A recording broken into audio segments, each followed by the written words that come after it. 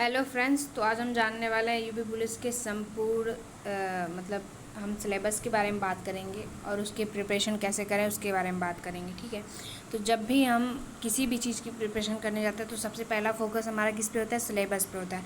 तो सबसे पहले हम सिलेबस जानेंगे कि सिलेबस का वेटेज कितना है, कौन से क्वेश्चन मतलब कितने कितने क्वेश्चन किस सिलेबस से आते हैं। ठीक है, तो सबसे पहले 38 क्वेश्चन आते हैं जीएस जीके से, जिसमें जिसमें आपका यूपी जीके भी होता है, यूपी जीके भी होता है। ठीक है, यूपी जीके भी होता है और बाकी जो history, geography, polity, economics, current affairs, ये सारे सिलेबस होते हैं। फिर आते हैं हम सामान्य हिंदी, मतलब हिंदी पे।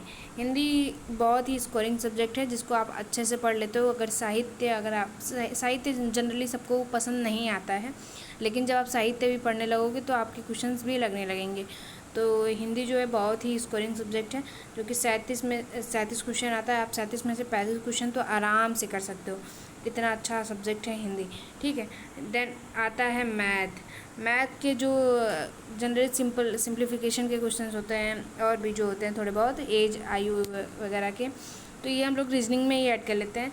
तो मैथ के जनरली 20 क्वेश्चन आते हैं। ठीक है, मैथ, लेकिन अब की बार जो मैथ के 20 क्वेश्चन आते हैं, लेकिन अब की बार जो पेपर हुआ है 2026 में, उसमें मैथ के क्वेश्चंस रहे हैं 28 से 30 के आसपास। ठीक है, 28 से 30 के आसपास रहे हैं, तो हम मैथ का भी उतना ही मान के चलेंगे, 28 से 30।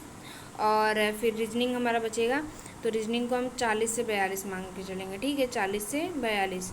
तो सबसे ज़्यादा वेटेज किसका होता है? रीजनिंग का होता है। और रीजनिंग ज़्यादा टफ भी नहीं होती है, बहुत ईजी होती है, लेकिन जब आप प्रैक्टिस करोगे तभी आपको ईजी लगेगी। कोई भी चीज़ हमें पढ़ने से नहीं आता है, मैथ भी पढ़ने से नहीं आएगा। दो चीज़ें हैं जो आपको प्रैक्टिस से बहुत ज़्यादा आएगा, रीजनिंग और मैथ। इन दोनों में आपको बहुत ज़्यादा प्रैक्टिस करनी पड़ेगी। देन अब हम देखते हैं लिखित परीक्षा में मतलब कितने नंबर का होता है और कितना समय मिलता है उसमें। ठीक है, तो सबसे पहले तो होते हैं 150 क्वेश्चन, आप सबको पता है। फिर 2 घंटे का समय मिलता है, जिसको मिनट में अगर कन्वर्ट करेंगे तो 120 मिनट हो जाएगा। ठीक है, नेगेटिव अब हट गया। ठीक है, तो नेगेटिव नहीं है, नेगेटिव मार्किंग नहीं है। और यहाँ पे दिया हुआ गलती से लिख गया है, लेकिन नेगेटिव मार्किंग नहीं है, अब ख़त्म हो चुका है। ठीक, आइए सामान्य ज्ञान में स्कोर कैसे सुधारें। देखिए, सबसे बड़ी जो दिक्कत होती है ना गाइस, सबसे ज़्यादा जो दिक्कत होती है सभी स्टूडेंट को, वो जीएस में होती है। जीएस क्योंकि एक मैराथन है, जीएस को हम जितना पढ़ेंगे ना उतना ही वो बढ़ती जाएगी। बट हाँ, ये है कि हमको पढ़ना तो है ही, नहीं तो पढ़ेंगे नहीं तो हम स्कोर कैसे करेंगे। तो सबसे पहले हम देखते हैं यूपी के इतिहास, संस्कृति और लोक नृत्य, नदियाँ और प्रशासनिक ढांचे संबंधित 6 से 8 क्वेश्चन आते हैं। ठीक है, तो सबसे पहले आप इन टॉपिकों को कंप्लीट कर लें अगर आप स्टार्ट करना चाहते हैं। तो जीएस में सबसे पहले इन टॉपिक को कंप्लीट करें। देखिए, अभी मैंने बताया था आपको पॉलिटी के भी क्वेश्चन आते हैं। तो भारतीय संविधान एवं राज्य व्यवस्था। ठीक है, इसमें जो सबसे ज़्यादा इम्पॉर्टेंट है ना, मौलिक अधिकार से कंपलसरी, एसएससी तो कंपलसरी क्वेश्चन कर दिया कि देता ही है। बाकी आप जब भी पॉलिटी पढ़ना स्टार्ट करते हो, इम्पॉर्टेंट संशोधन पढ़ लीजिए, इम्पॉर्टेंट आर्टिकल्स पढ़ लीजिए। ठीक है, इसमें से क्वेश्चन ये आएंगे। करंट अफेयर से भी 6 से 8 क्वेश्चन आते हैं। इस बार भी आए थे क्वेश्चन, 5 से 6 क्वेश्चन आए थे करंट अफेयर्स के यूपी जीके में, जो 2026 का एग्ज़ाम हुआ है। ठीक है, इसमें कितने क्वेश्चन आए? 5 से 6 क्वेश्चन आए हैं। सामान्य विज्ञान के 2 से 3 क्वेश्चन आते हैं, 3 से 4 कर लो, चलो ठीक है। 3 से 4 क्वेश्चन आते हैं, जिसमें केमिस्ट्री, बायो और फिजिक्स दोनों होता है, 3 होता है। ठीक है, तो ज़्यादा टफ नहीं होता है। अगर आपने 10th लेवल का अच्छे से कवर किया है, बेसिक कवर किया है, तो आपका इसमें आराम से हो जाएगा। ठीक, आइए अब हिंदी सबसे मतलब जो 100% स्कोरिंग सब्जेक्ट है। हम कह रहे हैं अगर आपका साहित्य में भी नहीं एक दो क्वेश्चन नहीं आया, तो आप 35 से 36 क्वेश्चन आराम से कर सकते हो। ठीक है, तो अब देखिए सबसे पहले क्या करें, हम इसको दो मतलब भाग में डिवाइड करेंगे। देखो, इसमें क्या आता है? वर्णमाला है, संधि है, समास है, कारक है, सर्वनाम है, विशेषण है, क्रिया है, उपसर्ग और प्रत्यय है। नियमों को अच्छी तरह मतलब समझना पड़ेगा हमको। ठीक, उसके बाद से हमको इसके MCQ लगाने हैं। ठीक, या फिर हमको प्रीवियस ईयर के क्वेश्चंस उठाने हैं इस पर और उस पर प्रैक्टिस करनी है। देन दूसरा पार्ट हम देखेंगे जो होता है साहित्य का, जिसमें विलोम शब्द, पर्यायवाची, अनेक शब्दों के एक शब्द और मुहावरे और लोकोक्तियाँ, या इसमें साथ ही हिंदी के प्रमुख कवि, लेखक और उनकी प्रसिद्ध रचनाएं एवं पुरस्कार। इससे 3 से 4 प्रश्न आते हैं और बढ़ भी सकते हैं, 5 भी हो सकते हैं, लेकिन हमको मोस्टली जो ये विलोम शब्द, पर्यायवाची, इन सबसे तो कंपलसरी क्वेश्चन मतलब फिक्स है कि आएगा ही आएगा, 1-2 क्वेश्चन आएगा ही आएगा, ठीक है। अनेकार्थी, अनेक शब्दों के एक शब्द में से भी एक आएगा। मुहावरे तो 2 ही आते हैं, 2 क्वेश्चन मुहावरे के तो फिक्स है भाई, 2 क्वेश्चन कहीं नहीं जाने वाले हैं मुहावरे के, ठीक। अब आइए, अब हम समझेंगे कि गणित के प्रमुख टॉपिक्स और प्राथमिकता किसको हमको देनी चाहिए, समझ में। तो देखिए, पहले है जो सरलीकरण है, जो सिंप्लीफिकेशन मैंने आपको बताया, संख्या पद्धति और दशमलव एवं भिन्न, 6 से 8 क्वेश्चन इससे आने की संभावना होती है। प्रतिशत, लाभ, हानि की और डिस्काउंट, इससे होती है आपको 5 से 7 क्वेश्चन आने की संभावना, ठीक है। और उसके बाद से साधारण व चक्रवृद्धि ब्याज, अनुपात व साझेदारी, इससे भी 4-5 क्वेश्चन आने की संभावना होती है। और समय और कार्य, समय और दूरी, क्षेत्रमिति, इससे भी 4-6 क्वेश्चन। हम कह रहे हैं क्षेत्रमिति अगर आप नहीं भी कर पा रहे हो, ठीक है, तो इसको आप छोड़ दो। देखो, जनरली हम सिलेक्टेड चैप्टर्स को उठाएंगे और उस पर मेहनत करेंगे तो हम क्या कर सकते हैं, बहुत अच्छा स्कोर कर सकते हैं। लेकिन जब हमको जो चैप्टर नहीं आ रहा है, बार बार पढ़ने पे भी नहीं आ रहा है, तो उसको क्या करना है, उसको छोड़ देना है।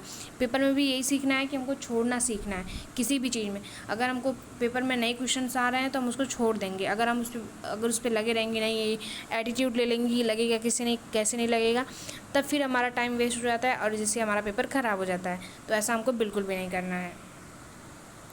रीजनिंग का देख लेंगे कि परीक्षा पास कराने वाला सेशन, ठीक है, ये इसीलिए तो सेशन रखे हैं आपके लिए, इसीलिए तो सिलेबस का ये हम बना रहे हैं, इसीलिए तो प्रिपरेशन कैसे करें ये आपको बेसिक से बता रहे हैं। तो परीक्षा पास करने के लिए हम क्या करेंगे, देखो, सबसे पहले कोडिंग डिकोडिंग का देख लेंगे। कोडिंग डिकोडिंग, रक्त संबंधित, दिशा, जैसे डायरेक्शन हो गया, ठीक है, ये चीज़ें हो गई। मानसिक अभिरुचि, मानसिक अभिरुचि का भी बहुत ही कम, मतलब ना के बराबर क्वेश्चन पूछा है, 1 क्वेश्चन बस पूछा था, तो आपको इस पर ज़्यादा मेहनत करने की ज़रूरत नहीं है, ठीक है। और चित्रलेखा, तो वो आप जब भी क्लास सिलेबस आप किसी भी, आपको अगर आपने एक बार पहले से सिलेबस कवर किया हुआ है तो आप एक बार यूट्यूब से किसी का भी प्रैक्टिस सेट उठा के कर सकते हो, या फिर आपको सिलेबस कवर करने के लिए किसी का एक बैच लीजिए और प्रॉपर सिलेबस कवर कीजिए, तभी आप एक सही डायरेक्शन में तैयारी कर पाएंगे। अब आइए, सफलता के लिए दैनिक रूटीन, ठीक है। सबसे पहले क्या करना है हमको सुबह, बाकी देखिए रूटीन तो आप अपने अकॉर्डिंग कर सकते हो, ठीक है, अपने अकॉर्डिंग कर सकते हो। मैं रूटीन फिर भी जो मुझे बेस्ट लग रहा है वो मैं आपको बता दे रही हूँ, बाकी आप अपने अकॉर्डिंग अपना रूटीन खुद बनाइए, ठीक है, दूसरों के रूटीन से नहीं चलना है। ये जस्ट मैंने, हाँ, अगर आप आइडिया नहीं कर पा रहे हो कि मुझे कैसे करना है, तो मैं आपको ये बस बता रही हूँ कि ऐसे ऐसे आप कर सकते हो, बाकी आप अपना दिनचर्या आप खुद डिसाइड करेंगे कि आपको कैसे करना है, ठीक है। सुबह गणित का अभ्यास, देखिए सुबह इसलिए कहा गया है गणित का अभ्यास करने के लिए। जनरली लोग बोलते हैं कि सुबह हमको चीज़ें याद होती हैं, लेकिन सुबह जब आप उठ के लाइब्रेरी जाओगे ना, तो आपकी आंखें जो है आधा तो नींद में ही रहेंगी। आप कितना भी कॉफ़ी पी लो, कितना भी चाय पी लो, पी के जाओ, मुँह धुल के जाओ, नहा के जाओ, लेकिन फिर भी आधी जो चीज़ें रहती है ना, हमेशा मतलब ऐसी आधी आंखें हमारी नींद में रहती है कि हमको नींद आ रही है, सोना है। तो इसलिए मैं आपको सुबह सबसे पहले सजेस्ट करूँगी कि आप सुबह जाके, अगर आप लाइब्रेरी जाते हो तो लाइब्रेरी में, अगर आप घर पे पढ़ाई करते हो तो घर पे आप 12 बजे तक मैथ ही लगाओ। जो आपके वीक पॉइंट्स है उस पर काम करो, जो आपका चैप्टर वीक है उस पर काम करो, जो आपका चैप्टर आ रहा है उसको वीक में 2 बार रिवाइज़ करो। तो ऐसे होगा। देखिए, अगर आप किसी भी आपको लग रहा है कि मुझे परसेंटेज आ रहा है, ठीक है भाई, मैं परसेंटेज में बहुत मारती हूँ, तो मैं परसेंटेज छोड़ दे रहा हूँ एकदम से। परसेंटेज को छोड़ना नहीं है, अगर हम एकदम से छोड़ देंगे तो हमारे दिमाग से निकल जाएगा। हमको वीक में उसको 1 से 2 बार रिवाइज़ करना है, ठीक। अब आते हैं, अब सुबह में ये मैं आपका 9-9:30 से 12 बजे का दिनचर्या बता दी। अब देखो, सुबह 6 से 8 क्या करना है हमको, करंट अफेयर्स पढ़ना है। करंट अफेयर्स पे बहुत लोगों की क्लासेस चलती हैं, ठीक है, बहुत लोग क्लास चलती है, आप किसी की भी क्लास ले सकते हो। तो आपको पूरा प्रॉपर 2.5 घंटे से 2 घंटे करंट अफेयर्स पे देना है, देन मैथ पे देना है। आप बहुत लोग सोच रहे होंगे कि मैं 9 से क्या हिंदी नहीं पढ़ सकता, हिंदी मुझे याद होगा। भाई हिंदी याद करो, लेकिन आप जब हिंदी याद करोगे ना, तो माइंड एकदम फ्रेश होना चाहिए हमारा, कि नहीं हमको एकदम प्रॉपर सब कुछ डिसाइड करके नहीं अभी ये पढ़ना है। भाई हम कह रहे हैं ना कि अगर तुम 2 घंटे करंट अफेयर्स भी पढ़ोगे या 1 घंटे करंट अफेयर्स पढ़ोगे, तुम्हारी नींद की मतलब नींद ऐसी आएगी ना तुमको कि सोचोगे कि अभी सो लेते हैं फिर बाद में पढ़ेंगे। तो इसलिए मैं आपको सजेस्ट की मैथ का, ठीक है। अब देन हम देखेंगे अब 2 घंटे का रेस्ट ले लो, खाना पीना, क्योंकि दोपहर में खाना पीना, खाना नहाना धोना जो भी होगा उसको कर लेना। देन आपको क्या करना है, 2-2.5 घंटे रीजनिंग व हिंदी, ठीक है, रीजनिंग व हिंदी दोनों को करना है। कि रीजनिंग और हिंदी मतलब या तो पहले रीजनिंग उठा लो, क्योंकि खाना खा के आओगे तब भी नींद वगैरह आती है, तो रीजनिंग ही उठाओ, मैं सजेस्ट करूँगी। देन 1 घंटे बाद, 1 से 1.5 घंटे बाद हिंदी पढ़ लो, 1 घंटे बस, ठीक। अब mock test revision, mock test भाई किसी भी सिलेक्शन में, किसी के भी सिलेक्शन में मॉक टेस्ट का बहुत ही बड़ा रोल होता है, ठीक। मॉक टेस्ट का बहुत ही बड़ा रोल होता है। मॉक टेस्ट 2 तो ठीक है, लेकिन उसका एनालिसिस करना बहुत ही बहुत ही ज़रूरी होता है, मोस्ट इम्पॉर्टेंट चीज़ है, मतलब एनालिसिस करना कि हमारी गलतियाँ कहाँ रही हैं, हमें कहाँ सुधार करना है, ठीक। और ये चीज़ें एग्ज़ाम से 2 महीने पहले कर लो, 1 महीने पहले कर लो तो ठीक है, नहीं कि एग्ज़ाम आया 10 दिन पे, सर पे एग्ज़ाम है तो मैं मॉक टेस्ट का एनालिसिस करने बैठ जाऊँ, ऐसे करोगे तो फिर नहीं चलेगा, ठीक। ऐसे सिलेक्शन मुश्किल है। अब देखते हैं हम, अब जब आपका पेपर निकल जाएगा, पेपर तो इतनी मेहनत करोगे तो पेपर तो निकलना ही है। तो अब देखेंगे हम कि आप मतलब उसमें दौड़ वगैरह का क्या सीन होता है। तो जो पुरुष के लिए होता है वो 4.8 होता है, 4.8 ये कितने में होता है, 25 मिनट में, ठीक है। और वेट सॉरी थोड़ा सा हो गया था। और जो महिला वर्ग का होता है वो 2.4 होता है, और ये कब होता है, 14 मिनट में, ठीक। तो ये आपको ध्यान रखना है, आगे ये आपका पेपर निकल जाएगा तब करना है। और देखिए अंकिता मैम का सुझाव, जो कि मेरा ही नाम है, आपको इतने अच्छे तरीके से समझा रही है, तो ये एक सब्सक्राइब और लाइक और एक शेयर तो बनता है जो आगे प्रिपरेशन करना चाहते हैं, ठीक। चलिए, सफलता के लिए 3 सुनहरे नियम।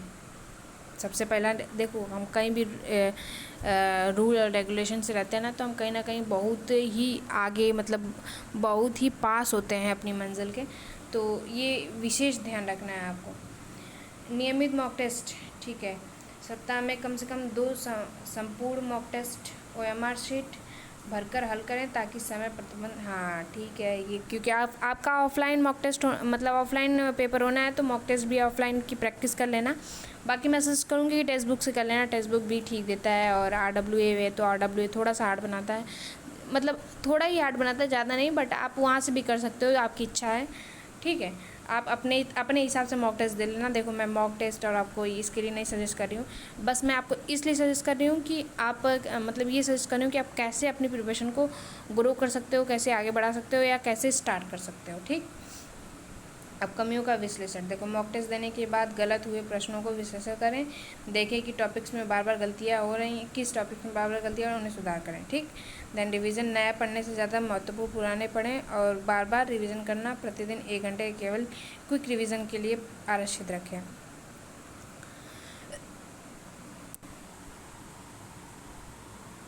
देखो, वीडियो बड़ी तो हो रही है, ठीक है, लेकिन आपको बतानी भी तो ज़रूरी है, हर चीज़ें आपको पता भी तो चलना चाहिए, आपकी प्रिपरेशन भी तो अच्छी होनी चाहिए, ठीक है। तो मैंने अभी आपको ये चीज़ बता चुकी हूँ, मतलब मैं बता चुकी हूँ कि आप मॉक टेस्ट दो तो रिवीजन उसका मतलब एनालिसिस करो, देन रिवीजन करो, ठीक। ये बातें ख़त्म होती हैं।